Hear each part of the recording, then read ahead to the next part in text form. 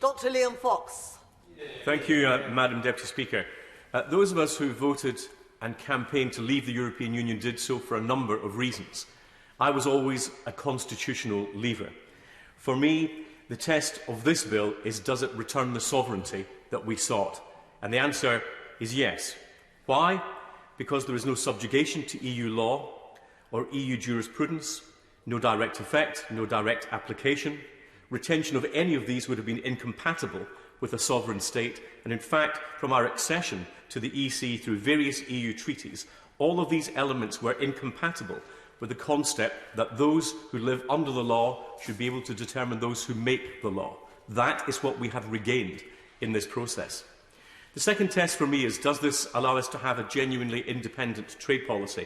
Let's remember, we were told it would take more than 10 years to reach a free trade agreement with the European Union. It would be impossible to roll over all the EU agreements that we had. I stood at that dispatch box and listened to the opposition incessantly telling us that. And so congratulations to the Department for International Trade, the ministers and officials under Crawford Faulkner for all that they have achieved, and especially to David Frost for landing one of the world's biggest, if not the biggest, trade agreement in 11 months. A world record, again, something we were told was not possible. When we voted to leave the European Union, we also voted to leave the single market, although for some of us, remember, the single market is also the single anti-market, with many of the restrictions and protectionisms that it encompasses. But if we want to access the single market as now is, there has to be a price to be paid. If we want to diverge from the rules of the single market, there has to be a price to be paid again. Does this agreement provide effective mechanisms for us to do these things?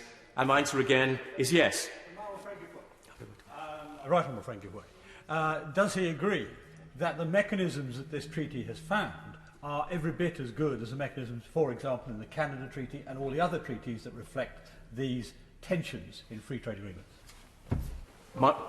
My right honourable friend is absolutely right, and not only are they effective mechanisms, they keep us in line with the best international practice which exists, which of course enables us to move forward with greater predictability. And on that point, there are a number of specific elements to welcome.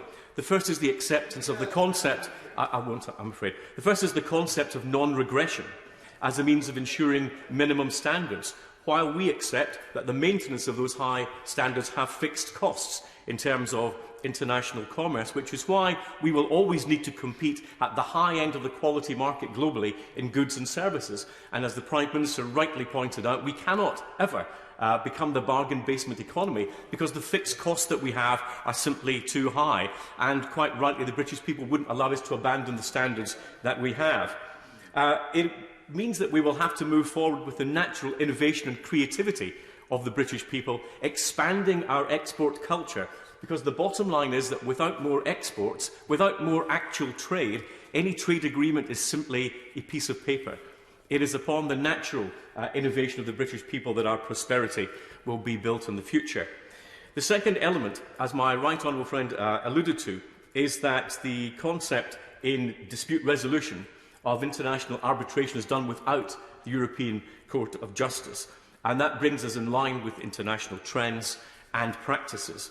Which takes us to the third element, which is the mechanism of determining divergence. If there's no ability to determine to diverge, we're not sovereign. If there's not a price to be paid for divergence, the EU would never have reached the agreement with us. What would have been unacceptable would have been the concept of dynamic alignment, automatically taking EU rules into our law over which we've no control. But what is acceptable is that there are penalties for divergence that are clearly set out, that are proportionate and that are required to show harm rather than simply being put into law. And the most important element of all of this is that it is we who will weigh up the costs of and benefits of any potential disalignment.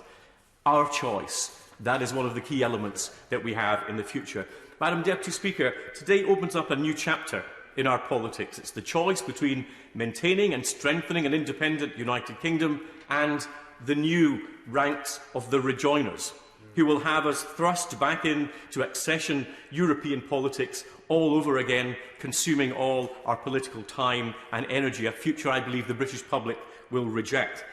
There are things we do have to still sort out, the future of Gibraltar, being one of the important ones, and seeing further details on services, including financial services. But, Madam Deputy Speaker, this is a historic day in our democracy. We've delivered on the referendum, delivered on our election promises, and if for the opposition it's not reasons to be cheerful, at least it's reasons we should all be proud.